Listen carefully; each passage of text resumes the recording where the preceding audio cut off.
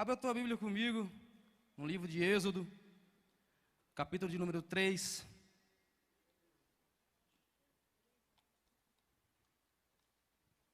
Livro de Êxodo, capítulo de número 3. Vamos ler alguns versículos, do 1 adiante.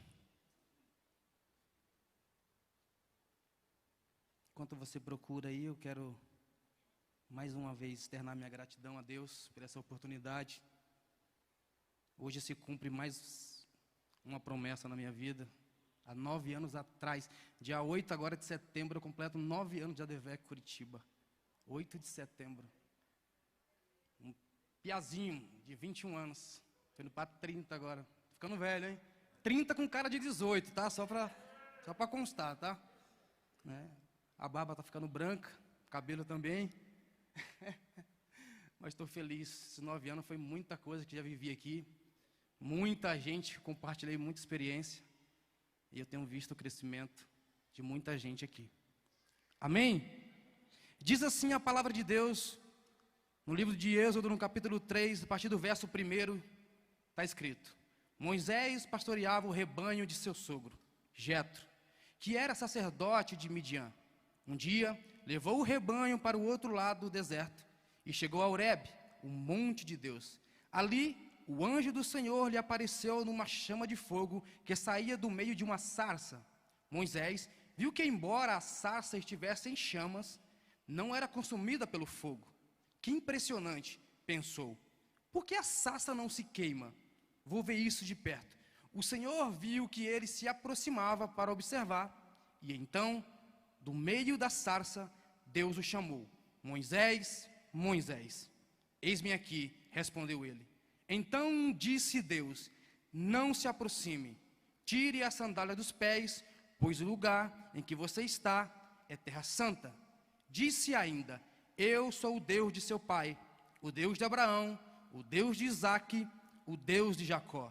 E então Moisés cobriu o rosto, pois teve medo de olhar para Deus. Disse o Senhor: de fato, tenho visto a opressão sobre o meu povo no Egito. Tenho escutado o seu clamor por causa dos seus feitores e sei quanto eles estão sofrendo.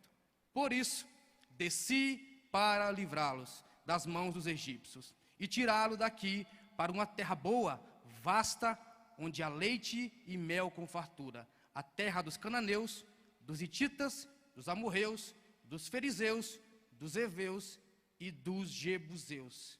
Quero orar. Senhor meu Deus, estou na tua presença, não tenho pretensão nenhuma, Pai, que seja a minha voz agora, mas que seja a tua voz para a tua igreja. Eu sou apenas um instrumento nas tuas mãos, então que o Senhor faça segundo a tua vontade. E a partir do momento, Senhor, que o Senhor cessar de falar, que eu também cesse as minhas palavras, pois não quero acrescentar nada além do que o Senhor colocou no meu coração. Que essa igreja possa receber a tua palavra e que possam sair daqui essa noite muito melhor do que a forma que adentraram. No nome de Jesus eu oro e agradeço. Amém e amém. Antes de entrar na mensagem, no que eu preparei, que Deus colocou no meu coração, eu preciso dar um contexto do que está acontecendo aqui. Por que chegou a esse ponto na vida de Moisés? Primeiro nós temos que voltar alguns capítulos e até o capítulo 50 de Gênesis, para a gente entender melhor. O capítulo 50 de Gênesis vai narrar o fim dos dias da vida de Jacó e também de José. Jacó morre, José enterra o seu pai. Logo na sequência, no final do capítulo 50, José é morto, também, ele morre também, vem a falecer, junto com seus irmãos. Quando você entra no livro de Êxodo, no capítulo 1, a Bíblia vai narrar que um novo rei, um novo faraó, é estipulado, é surgido lá no Egito, e ele não conhece a história de José. Então ele vê que o povo começa a crescer, o povo hebreu começa a crescer no Egito. Se tornam numerosos, poderosos, são abençoados por Deus. Então o faraó, temendo o crescimento desse povo, resolve escravizar o povo hebreu. Só que mesmo escravizando, você vai ler isso aí nos capítulos 1 e 2 de Êxodo, você vai perceber que o povo continua a crescer. Então o faraó ele aumenta a escravidão sobre o povo. E aí a gente entra no capítulo 3 que a gente acabou de ler. Moisés, ele saiu do Egito, ele foi criado pela filha de Faraó. Apesar de Moisés não ser da linhagem real de Faraó, porque ele é um hebreu que foi criado dentro do palácio, Moisés acaba matando um egípcio depois que vê ele maltratando um hebreu. Então ele é obrigado a fugir para o deserto. Moisés foge para o deserto. Ali ele encontra a família de Jetro, casa, está apacentando as ovelhas do sogro, e Deus aparece por meio da sarça. A gente acabou de ler essa história. Então Deus fala a Moisés que Moisés precisa voltar para libertar, porque o povo já está há 400 anos sendo escravizado pelo faraó. Isso aqui já é uma promessa de Deus, porque no capítulo 50 de Gênesis, o próprio José vai dizer assim, ó: quando vocês partirem, não esquece de levar os meus ossos contigo. O próprio José já havia profetizado que eles iriam sair do Egito. Então, Deus fala a Moisés, e Moisés então, debaixo da palavra de Deus, decide subir ao Egito. A palavra êxodo, se você for ver no grego, no original grego, ela quer dizer êxodos, que quer dizer saída ou partida. O livro por si só já conta isso, a partida do povo hebreu do Egito. A partir da metade do livro, vai começar a estipulação das leis. Deus começa a falar sobre as leis, o que Ele quer para o teu povo. Mas o livro conta uma boa parte de toda a peregrinação do povo hebreu no deserto. Então, esse texto que acabamos de ler, narra um momento ímpar na vida de Moisés. Deus se revela a ele por meio de uma sarça em chamas, porém as chamas não consumiam. O interessante daqui, se atentar a essa passagem, é que sarça é um arbusto muito comum no deserto. E também era muito comum elas pegarem fogo do nada. Devido à liberação de gases da planta e o calor intenso do deserto, elas pegavam fogo. Era normal alguém estar no deserto e ver uma sarça queimando. O que chamou a atenção de Moisés é que a sarça não se consumia.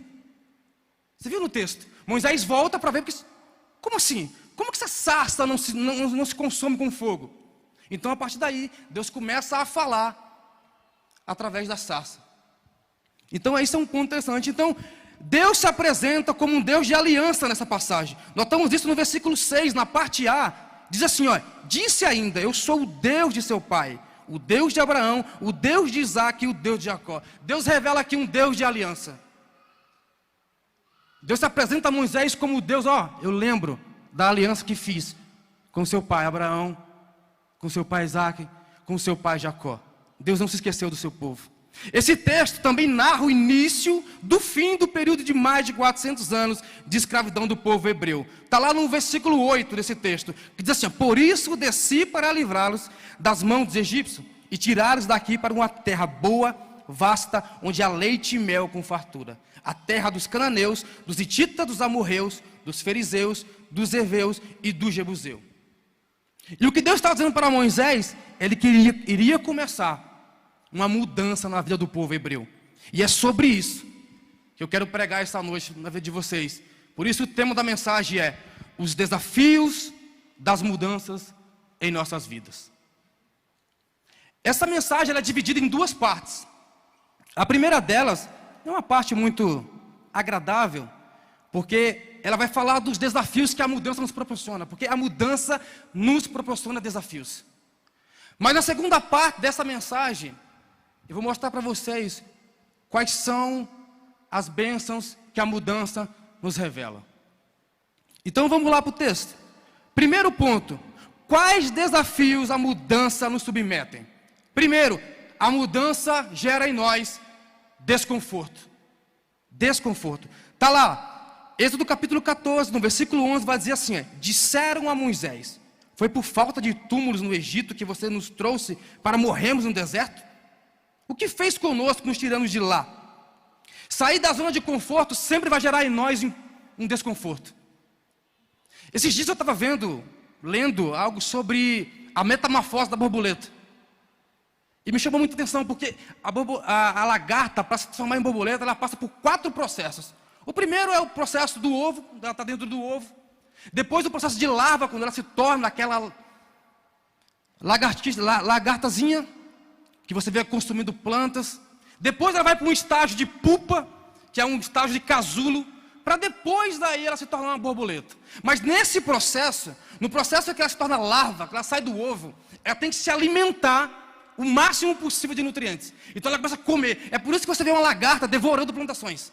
Porque ela precisa comer o suficiente, porque haverá um período em que ela passará dentro de um casulo. E entenda uma coisa, dentro do casulo é desconfortável. Ela não pode se mexer. Ela tem que se esconder por causa dos predadores. Então ela tem que montar o casulo num lugar estratégico, onde predadores não irão devorar. Só que gera nela um desconforto. Então, para a mudança da lagarta para a borboleta acontecer, ela passa por um desconforto. E assim é na vida da gente. Para que mudanças aconteçam em nossas vidas, vai acontecer alguns desconfortos. Coisas ficarão desconfortáveis. Quem nunca ficou desconfortável quando chegou na casa e a mulher mudou a casa toda? Você fala assim, cadê as coisas? Espera aí, mudou a estante, mudou a televisão de lugar, mudou o sofá de lugar. É desconfortável porque a gente está acostumado com aquilo. E o interessante é que o povo, por mais que ele estivesse escravizado do Egito, o povo já havia acostumado com a escravidão. A prova que o povo estava tão acostumado, que quando Deus manda Moisés falar com o povo, dá um sinal para eles, que eu que enviei vocês. Porque se Moisés fala assim, ó, eu estou vindo aqui libertar vocês, ninguém ia, duvido. Eles não iriam. Mas ele fala, mostra um sinal, joga o cajado, vai se transformar numa serpente, depois pega novamente, vai virar um cajado. E se continuar duvidando, coloca a tua mão sobre a sua túnica, tira, vai ficar leprosa, coloca de novo, vai ficar limpa. Deus manda um sinal para o povo crer que foi Deus que mandou ele lá. Porque o povo está acostumado. Eu vi uma frase, aqui mesmo na Devec, não lembro quem falou, mas disse, ó, o difícil não era tirar o povo do Egito, mas tirar o Egito do povo. O povo estava acostumado com o Egito. O povo estava acostumado a viver na escravidão. Por mais que tenha sido maltratado pelos egípcios, o povo estava lá. Eu tinha uma casa, eu tinha comida, eu estava garantido porque eu estava assegurado, porque Faraó assegurava o povo, porque queria os escravos. Então o povo estava acostumado com isso. Só que daí Moisés chega com a palavra, dizendo, ó, eu vou libertar vocês. O Senhor mandou libertar vocês. E a primeira coisa que a mudança gerou neles foi desconforto. No que nós acabamos de ler agora, no capítulo 14, versículo 11, fica muito claro isso. Eu repito, disseram a Moisés, foi por falta de túmulos no Egito que vocês nos trouxeram para morrermos no deserto? O povo começa a reclamar. Deus tira, e detalhe, eles já haviam visto todas as pragas do Egito, as maravilhas que Deus fez, com mão forte tirou o povo de lá. Então o povo mesmo assim estava descrendo de que Deus havia verdadeiramente mandado ele sair de lá. Desconforto, ficaram desconfortáveis de sair do Egito. Uma outra coisa que a mudança em nossas vidas, elas nos submetem, é insegurança. A mudança gera em nós insegurança. Olha o que diz em Êxodo, no capítulo 14, no mesmo capítulo 14, no verso anterior, o verso 10, vai dizer assim, ó, e ao se aproximar o faraó, os israelitas olharam e avistaram os egípcios que marchavam na direção deles. E aterrorizados clamaram ao Senhor. Toda mudança irá trazer consigo medo, insegurança e questionamento. Deus tinha feito maravilhas, como eu acabei de falar. Realizado milagres, fogo caiu do céu, gafanhotos, mosca, a morte dos primogênitos no Egito. Deus tinha feito maravilhas no meio do povo, para que o povo soubesse que era Deus. Só que mesmo assim, o povo se sentiu inseguro. Depois saiu do Egito. Olharam para trás e avistaram o faraó. Eles pensaram, agora vamos morrer aqui. Agora acabou para nós, agora não dá mais. E eu pergunto, quem nunca se sentiu inseguro diante de algo novo? Um novo emprego, uma entrada na faculdade, a iniciação de um negócio. A vida é assim. Quando decidimos mudar para algo novo, é natural sentir-se inseguro, ter dúvida e ficar com o pé atrás. Nós estamos vivendo hoje um período de pandemia, um período de insegurança. Pessoas estão com medo de investir. Será que eu aplico meu dinheiro? Será que não? Será que eu abro meu negócio? Será que eu compro um carro novo? Será que eu invisto numa casa nova?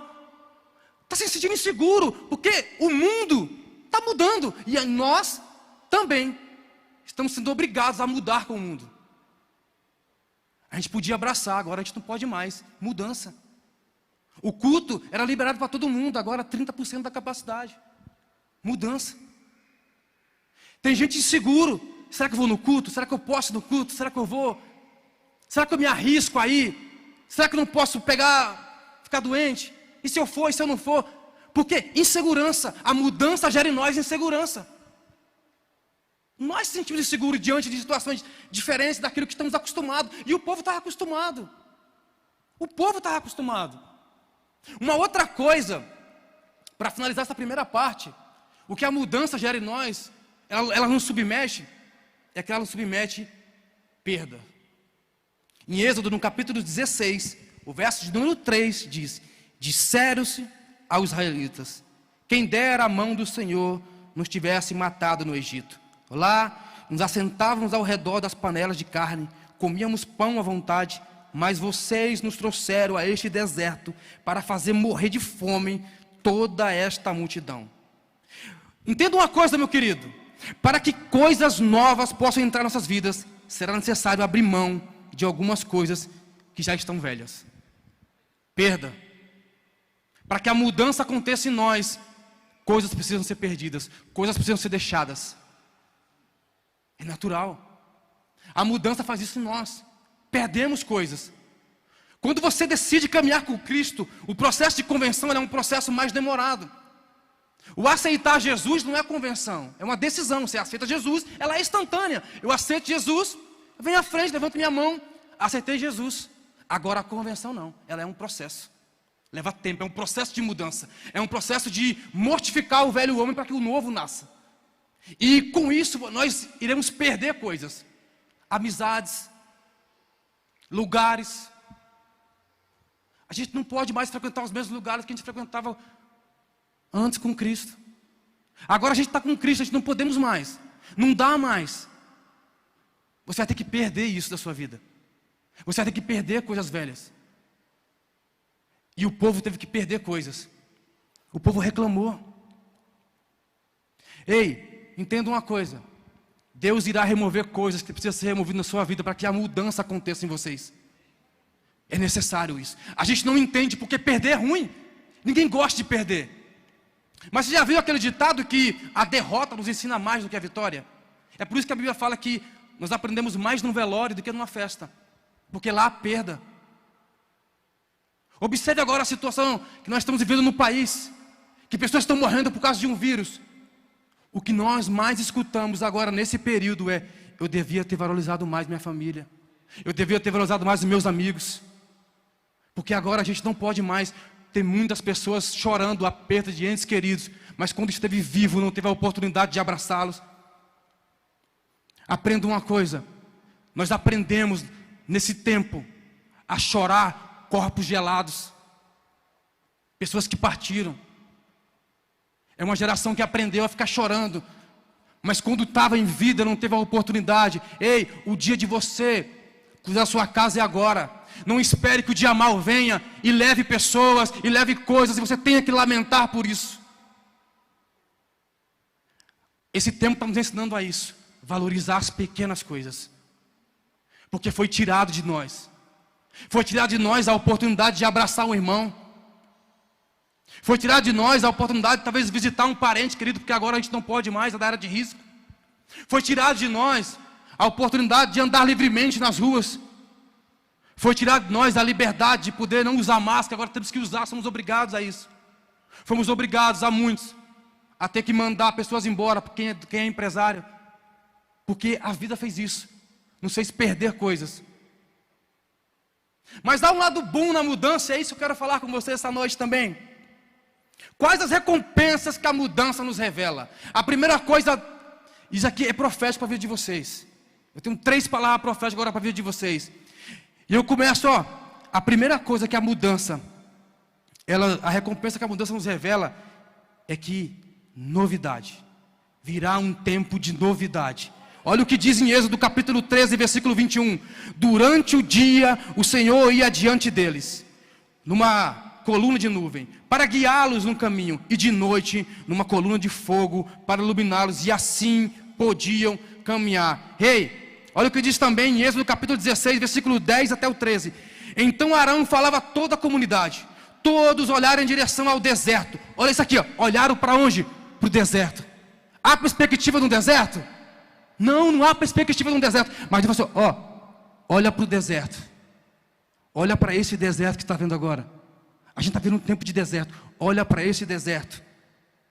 E a glória do Senhor apareceu na nuvem. E o Senhor disse a Moisés: ouvi a queixa dos israelitas, responda-lhes que ao pôr do sol vocês comerão carne, e ao amanhecer se fartarão de pão, e assim saberão que eu sou o Senhor, o seu Deus. No final da tarde apareceram cordonizes que cobriam o lugar onde estavam acampados, e ao amanhecer havia uma camada de orvalho ao redor do acampamento.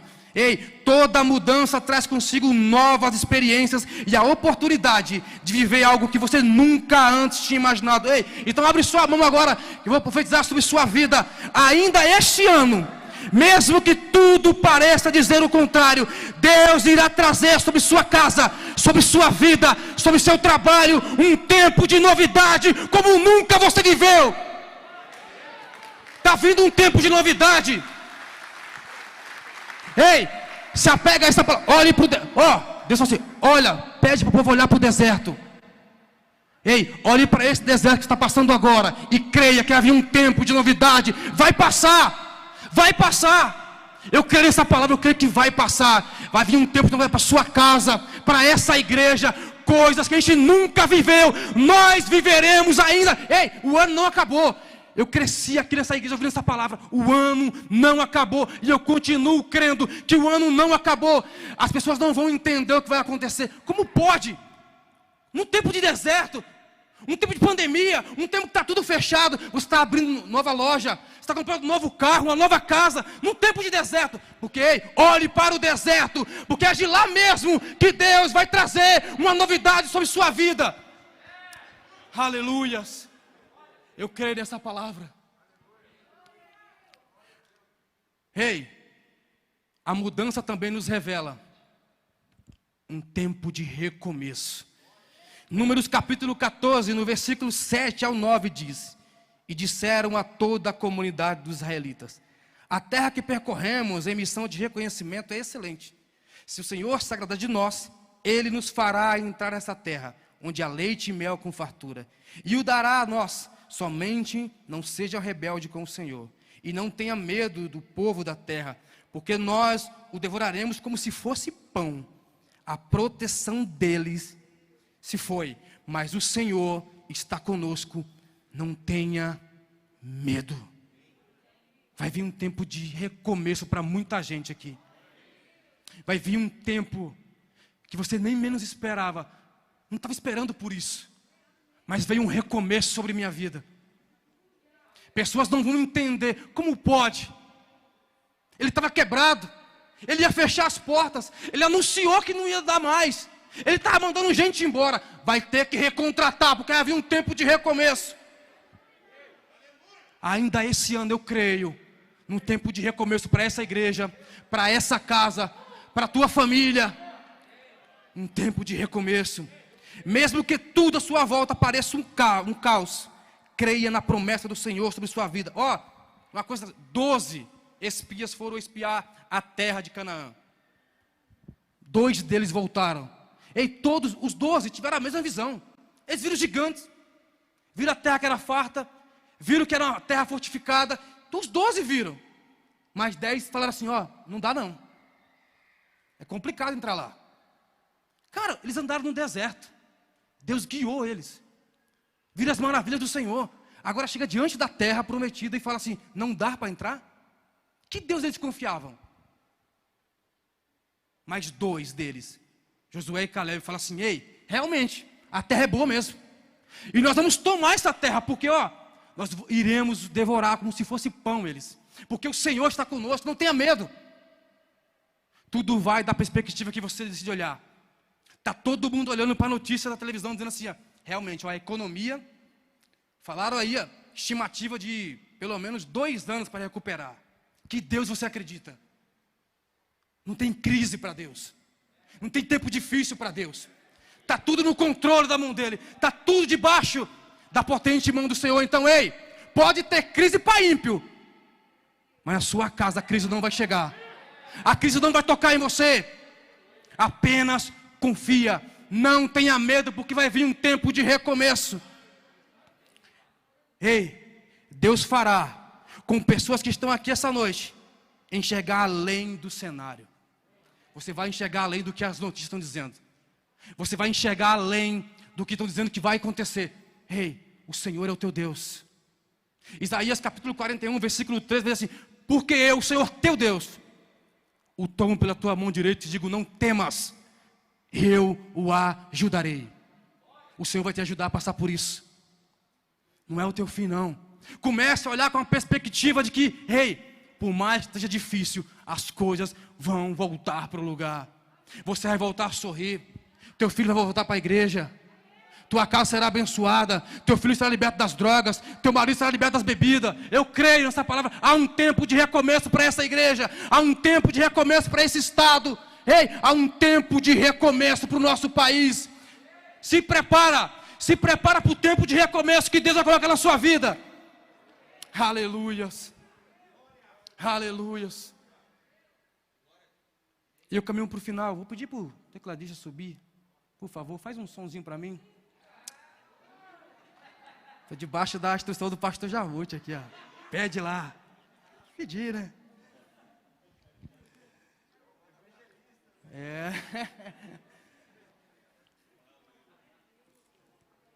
Glória a Deus. Está vindo um tempo de recomeço. E também, para encerrar, está vindo um tempo de crescimento. Olha o que diz em Deuteronômio capítulo 28, versículo 11. O Senhor concederá grande prosperidade a vocês.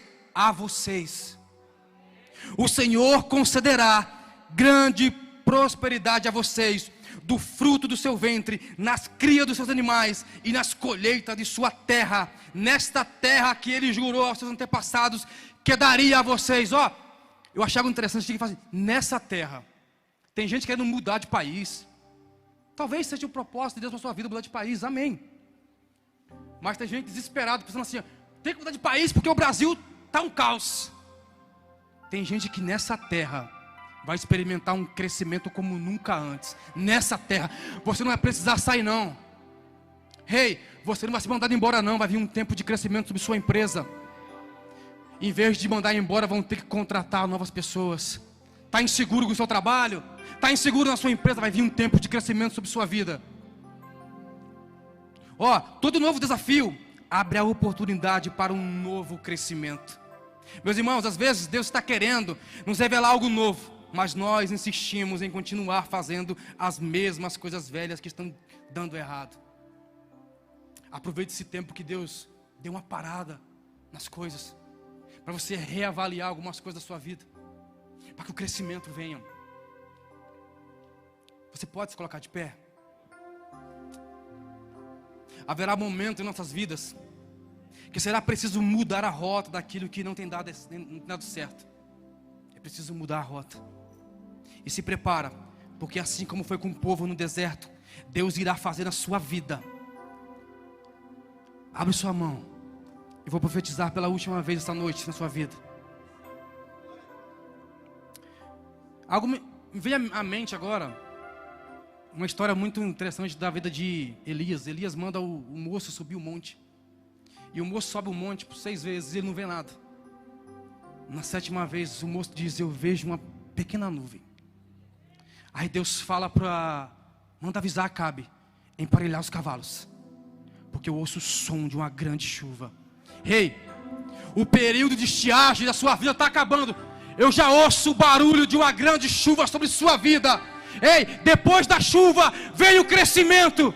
Vai passar essa estiagem, esse deserto, essa pandemia vai passar. E quando passar, Deus vai mandar chuva sobre sua casa, sobre sua vida, sobre o seu trabalho. Ei, prepara para a chuva de Deus. E com isso virá o crescimento que você tanto tem buscado. Vai vir um tempo de crescimento sobre essa igreja. Eu creio muito nisso. Eu sou vice-líder na juventude aqui. Talvez teu filho, quem é pai, não tem vindo aos cultos. Eu creio que um dia o teu filho vai estar aqui. No culto de jovem, depois no culto da palavra, depois no culto da quinta, depois no culto do domingo. Eu creio que terá tempos aqui nessa igreja em que o pastor Jarmuth terá que fazer 2 cultos no domingo, 2 cultos na quinta-feira, 2 cultos na terça-feira da palavra. Sabe por quê? Vai ter uma geração com sede de palavra, com sede de ouvir. É daqui que a bênção vai até você. Ei, eu vou voltar na história da lagarta. A lagarta começa a comer, se alimentar. Ela se alimenta do máximo possível, para que ela possa virar borboleta, para que ela possa voar.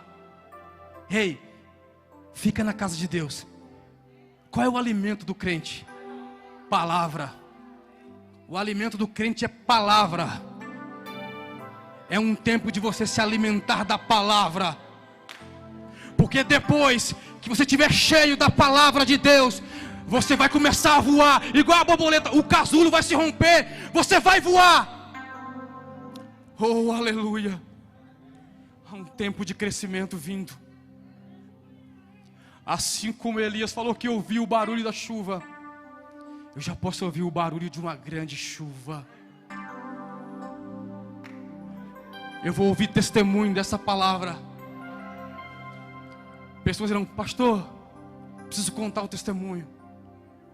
Porque começou a crescer as coisas. Os negócios começaram a decolar. Você que é empresário, que veio aqui pela manhã, já fez a primeira atitude certa, veio se alimentar de uma palavra. E vai chegar o tempo da sua colheita. Empresários da Devé Curitiba não vão falir. Eu creio nessa palavra, não vão falir. Vocês emprestarão e não irão pedir emprestado. Porque vai chegar um tempo de crescimento. Sobre quem é empresário, sobre quem é autônomo, quem está desempregado, vai se abrir uma porta. Vai se abrir uma porta para você como nunca você imaginou. Só não pare de crer na palavra de Deus. Ele é fiel. Ele falou que o povo entraria na terra prometida, e eles entraram. Eles viram. Eles desfrutaram. E você vai desfrutar de grandes coisas. Porque, ei, o deserto é só passagem. É por isso que o livro de Êxodo fala que é saída, passagem. O deserto é só uma passagem. Deserto não é destino final. No GPS dos hebreus havia um destino, não era o deserto. O deserto era só o caminho. E na sua vida o deserto é só o caminho. O caminho que vai te ensinar. O caminho que vai te tornar mais forte. Oh, eu creio nessa palavra. E eu encerro dizendo: vai ser nesse tempo adverso que pessoas aqui experimentarão um crescimento jamais imaginado na sua vida. Creio nessa palavra. Deus te abençoe no nome de Jesus.